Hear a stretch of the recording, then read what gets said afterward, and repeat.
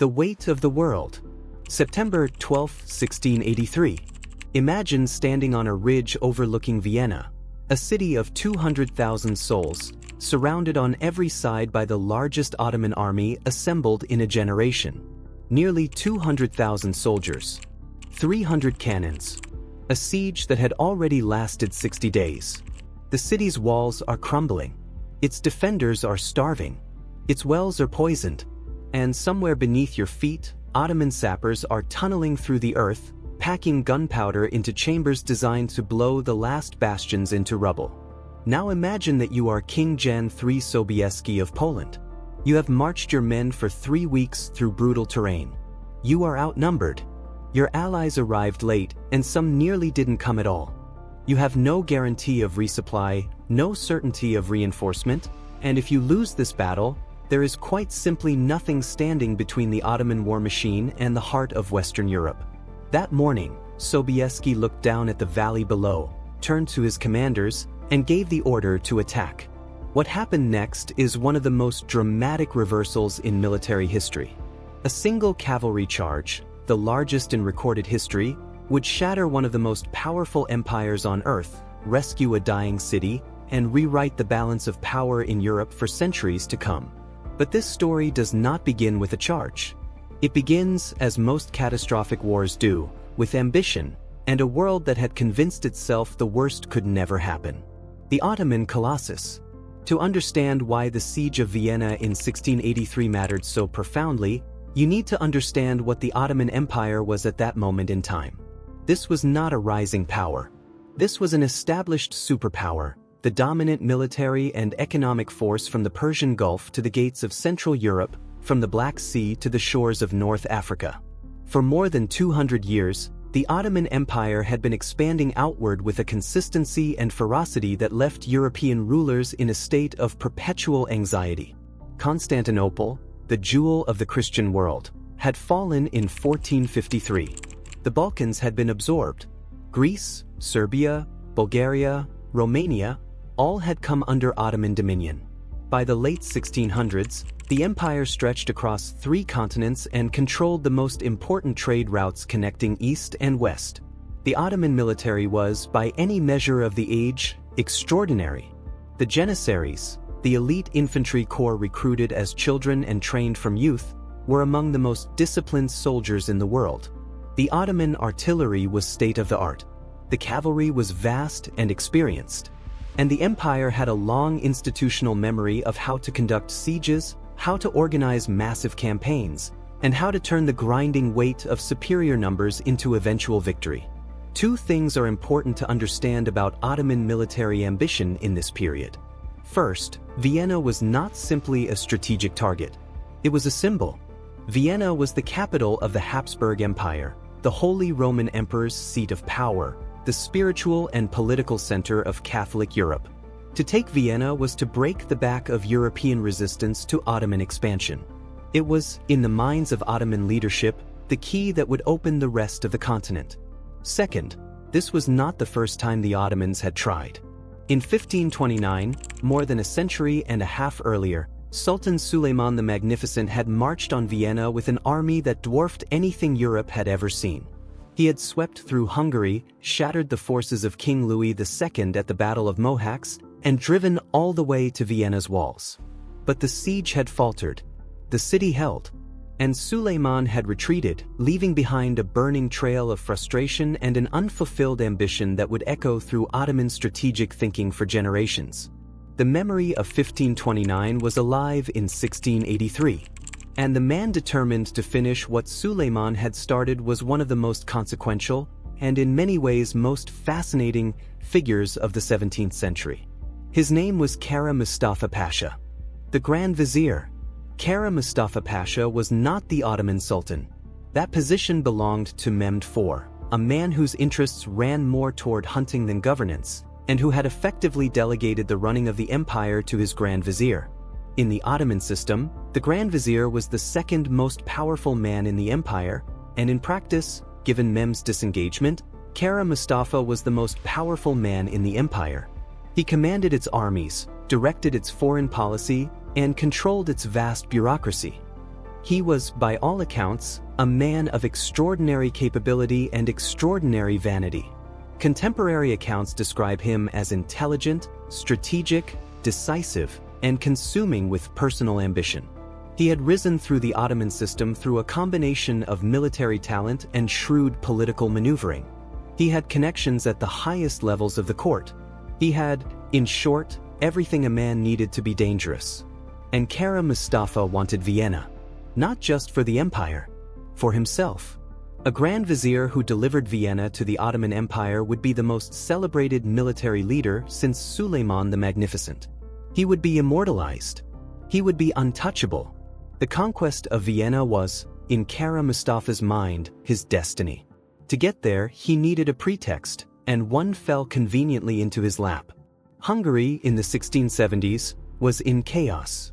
The region had been a contested borderland between the Habsburgs and Ottomans for decades, with each power controlling portions of the territory and intermittent warfare a constant fact of life. In the late 1670s, a Hungarian Protestant nobleman named Imre Thököly led a rebellion against Habsburg Catholic authority, and when his rebellion began to falter, he did what desperate men in his position had done before: he turned to the Ottomans for support. It was exactly the opening Kara Mustafa needed. The Ottoman Empire formally backed Thököly, and in the spring of 1683, Kara Mustafa began assembling the largest army the empire had sent westward in decades. The numbers are staggering even by modern standards. Contemporary estimates suggest somewhere between 150,000 and 200,000 men mobilized for the campaign. 300 cannons, tens of thousands of cavalry, a supply train of extraordinary length. This was not an army assembled for a border skirmish. This was an army assembled for conquest. And the target was always Vienna. What did Emperor Leopold I of the Habsburg Empire do when he heard the Ottoman army was marching? He fled.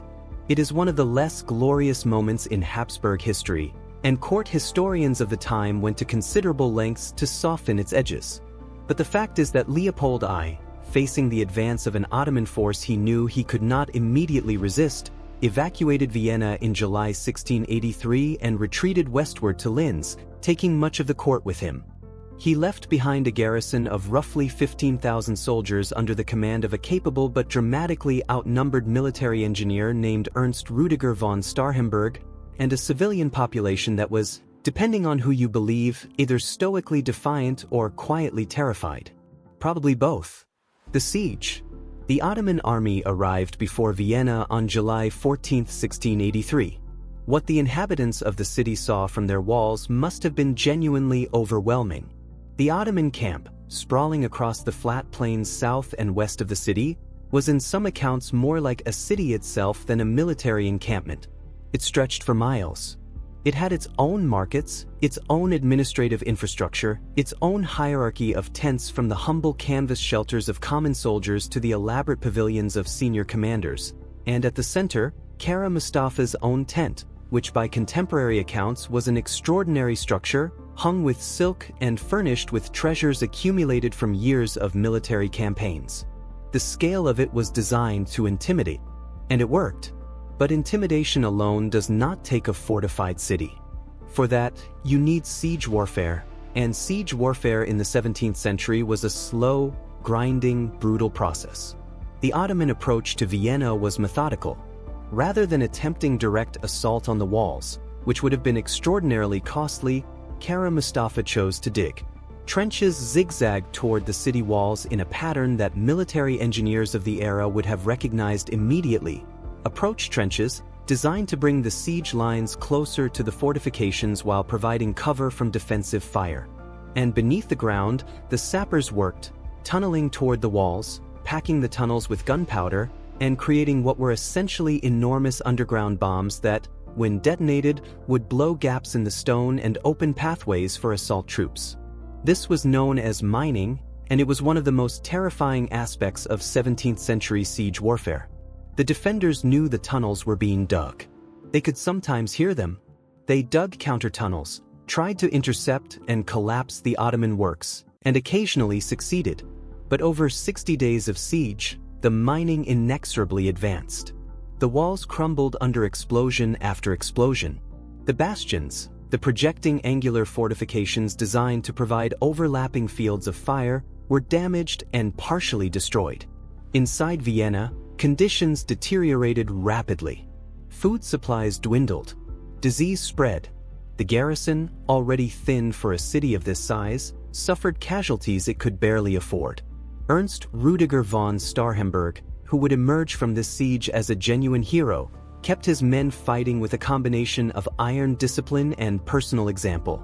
He was wounded multiple times. He refused to consider surrender. He sent desperate messages by courier through the Ottoman lines, calling for the relief force he had been promised. But where was the relief force? That question, urgent, agonizing, carrying the weight of a city's survival, brings us to the extraordinary diplomacy that unfolded in the weeks before the battle. The Holy League. The politics of 17th century Europe were, to put it mildly, complicated. The Habsburg Empire was at war with the Ottomans, yes, but the Habsburgs were also managing relationships with the German princes of the Holy Roman Empire, some of whom were more interested in their own autonomy than in coming to Vienna's rescue. France, under Louis XIV, the Sun King, was pursuing its own agenda, and Louis XIV had no particular interest in strengthening his Habsburg rivals, even if it meant allowing the Ottomans to advance. There were Protestant states in the German lands who viewed the Catholic Habsburgs with deep suspicion. There were Italian city-states calculating their own interests. There were ancient rivalries, recent grudges, and complex treaty obligations that created a diplomatic thicket of extraordinary density. Getting any coherent coalition to march on Vienna required cutting through all of it. The man who made it possible was Pope Innocent XI. This is often overlooked in popular accounts of the battle, but the Pope played a crucial organizing and financial role in assembling what became known as the Holy League. Innocent XI was deeply alarmed by the Ottoman advance, for both theological and political reasons, and he threw the resources of the papacy into financing and organizing a Christian coalition. He provided subsidies. He provided diplomatic pressure.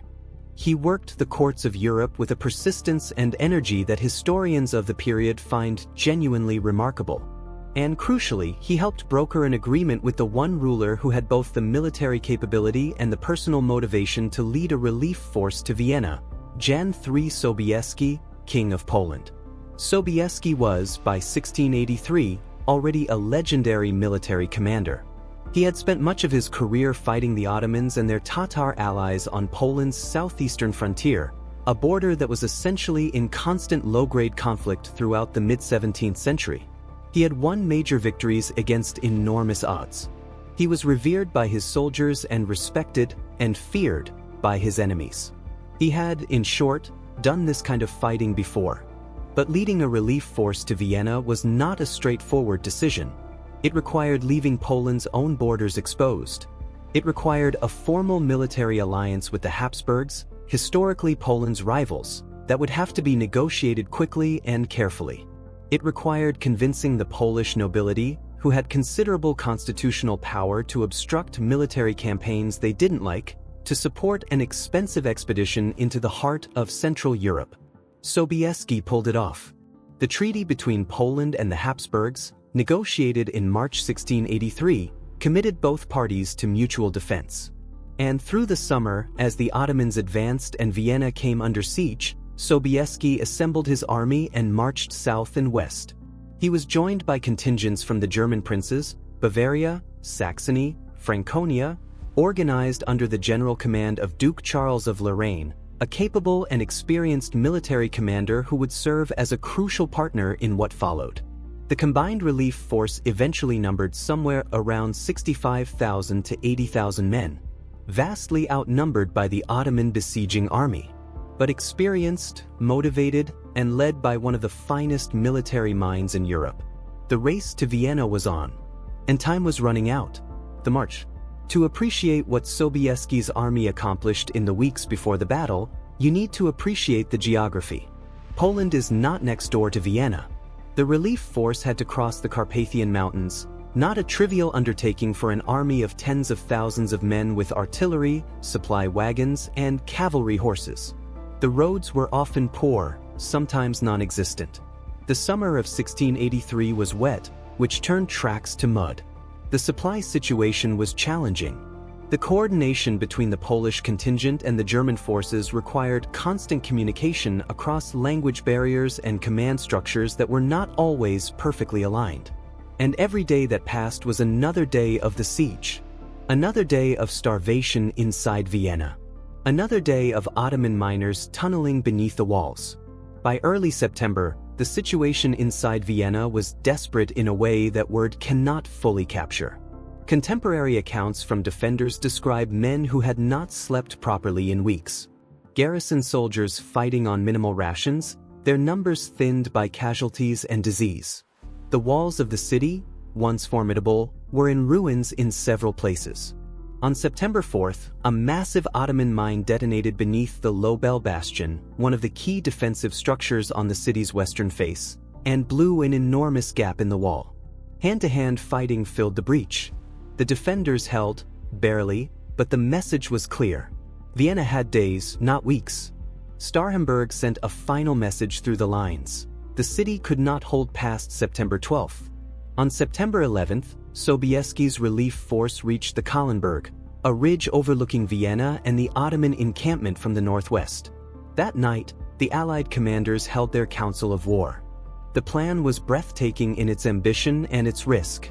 The entire relief force, Polish cavalry, German infantry, Habsburg troops, would attack the Ottoman flank.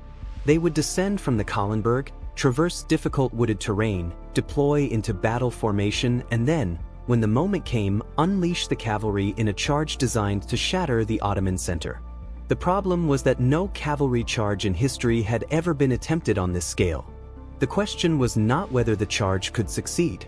The question was whether the charge could even happen, whether an army descending through forest and hill country would be in any condition to fight a prepared enemy that outnumbered it by perhaps 3-1.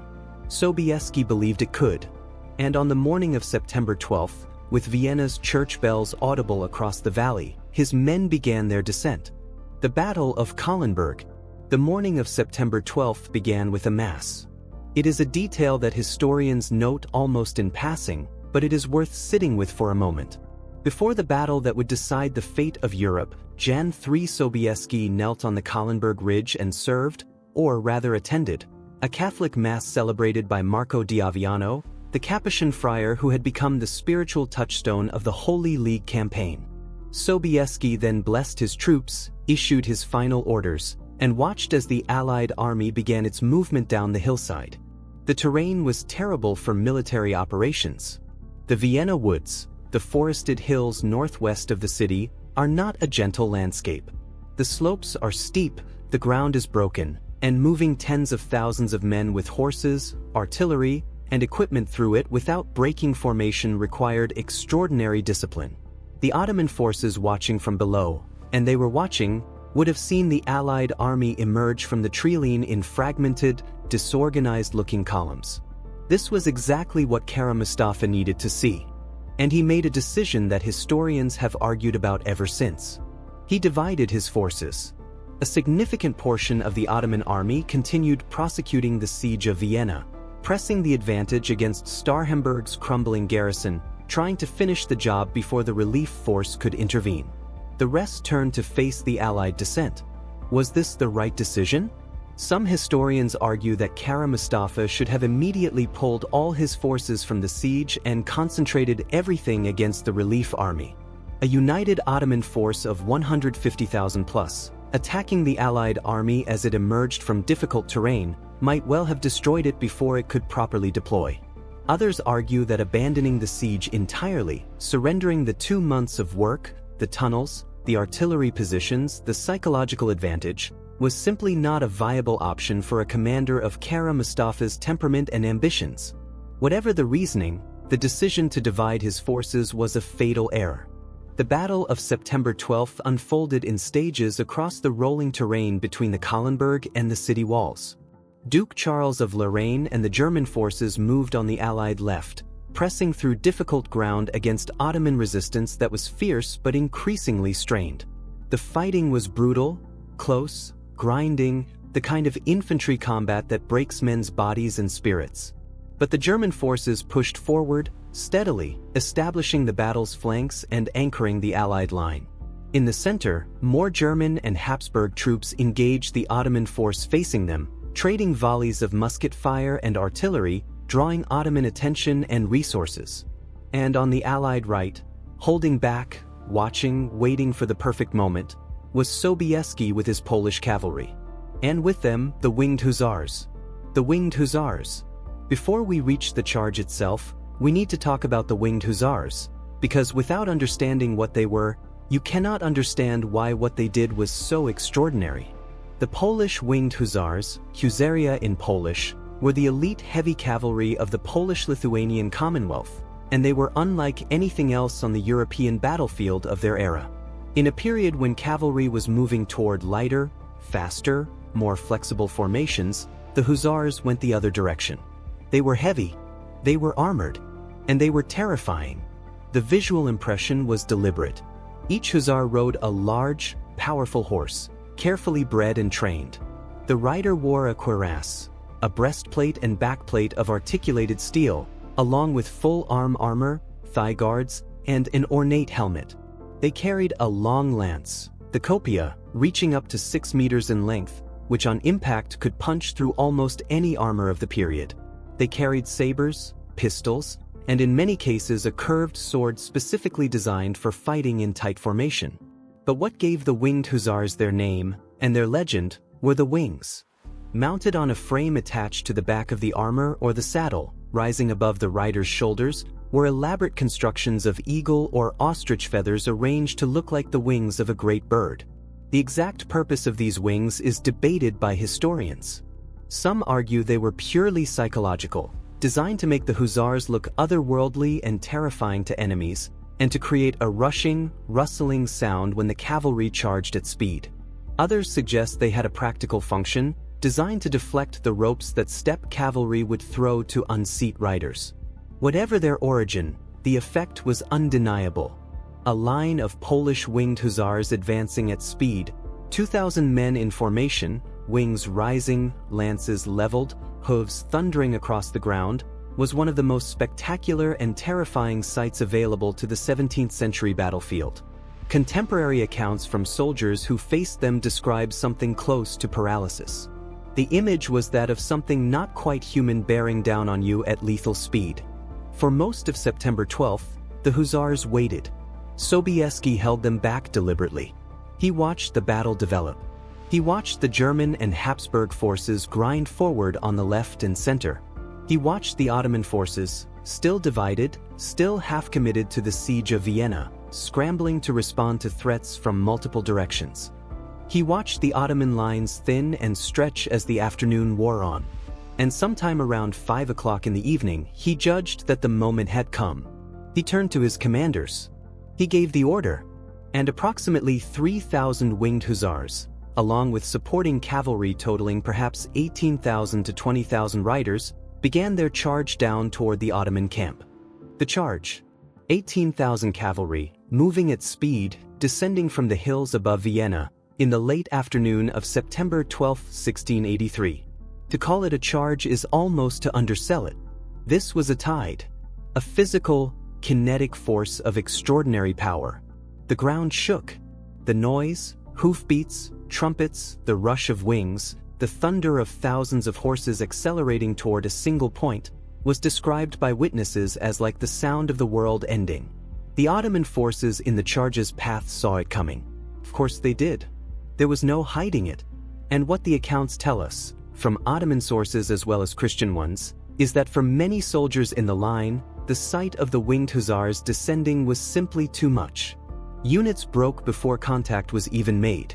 Men who had fought effectively all day against the grinding pressure of the German infantry suddenly found themselves unable to hold as this supernatural-seeming force bore down on them. The Hussars hit the Ottoman line and it collapsed. Not everywhere, not instantly. The accounts of the battle describe fierce fighting in several sectors even after the charge began. Ottoman cavalry countercharged. Janissary units held their ground and fought viciously. The battle did not end in a single moment of cinematic clarity. It ended the way most battles end, in confusion, in fragments, in the gradual realization among one side that the situation had become irretrievable. But the charge was the turning point. It was the psychological and physical blow that broke Ottoman cohesion. And once cohesion broke, the rout followed. Kara Mustafa's camp fell. And here, in the chaos of the retreating Ottoman army, something remarkable happened that speaks volumes about the stakes of this campaign. The Ottoman camp, that extraordinary, sprawling semi-city that had squatted beneath Vienna's walls for 2 months, was revealed in its full opulence.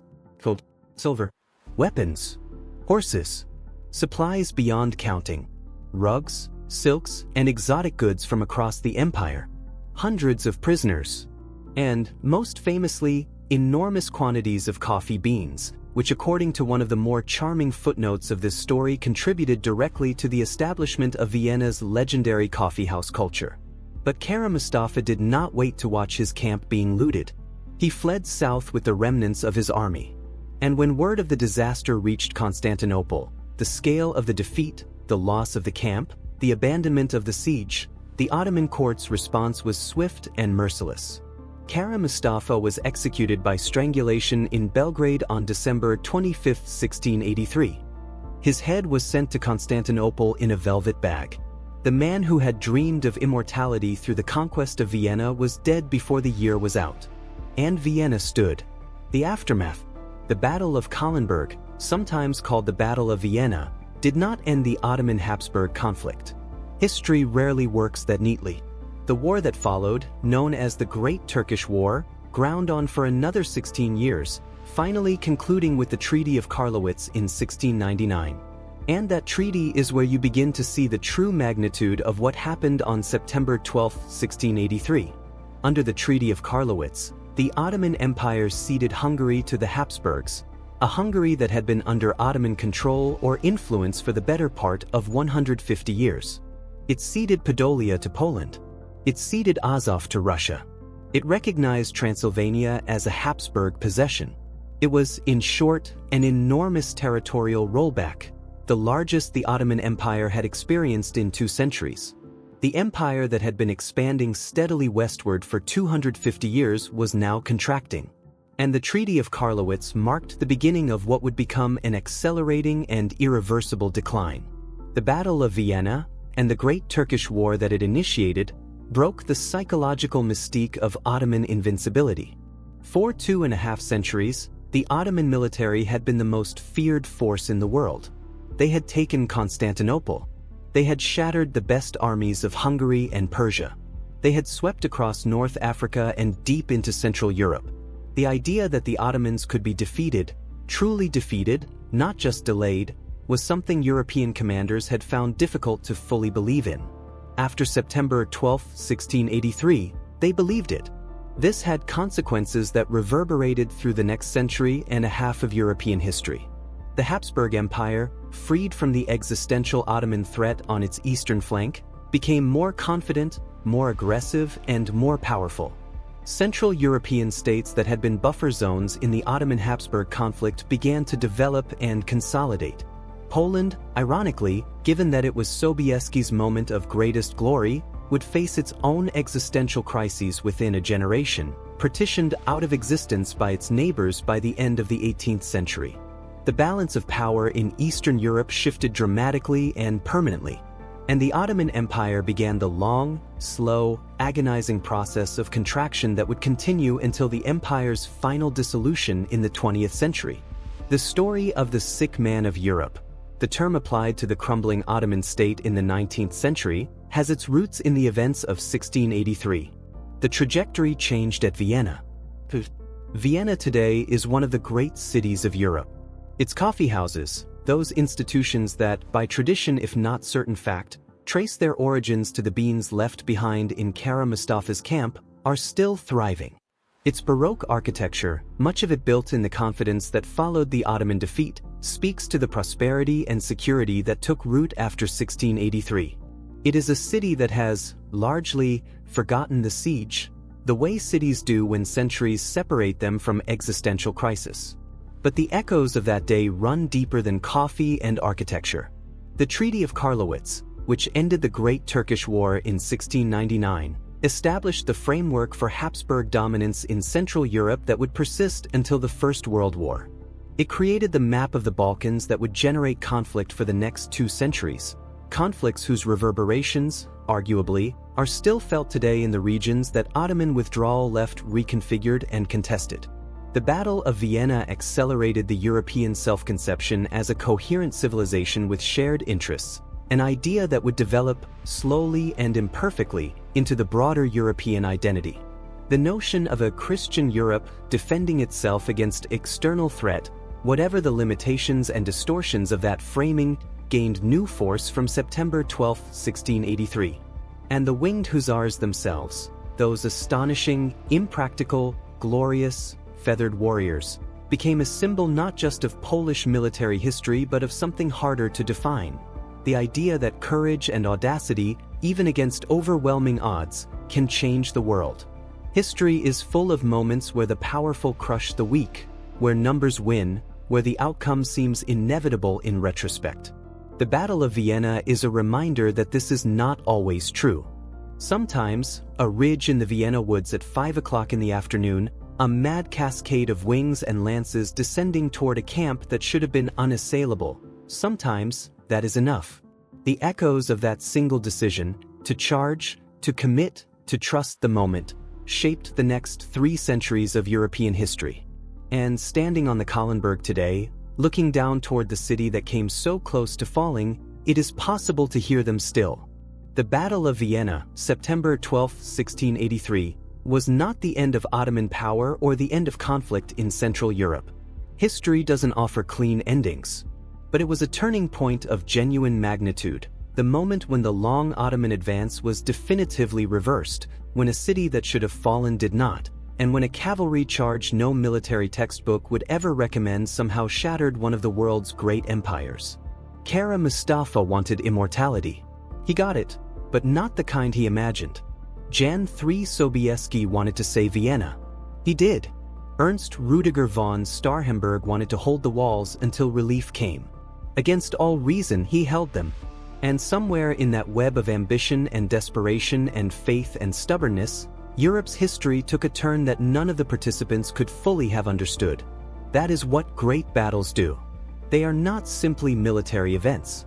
They are moments when the accumulated pressure of history, political, religious, economic, personal, reaches a breaking point, and the world that comes out the other side is different from the world that went in. This was one of those moments.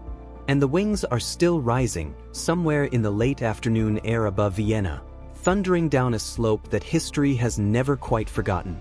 If you made it this far, thank you. Genuinely. Stories like this one are why this channel exists.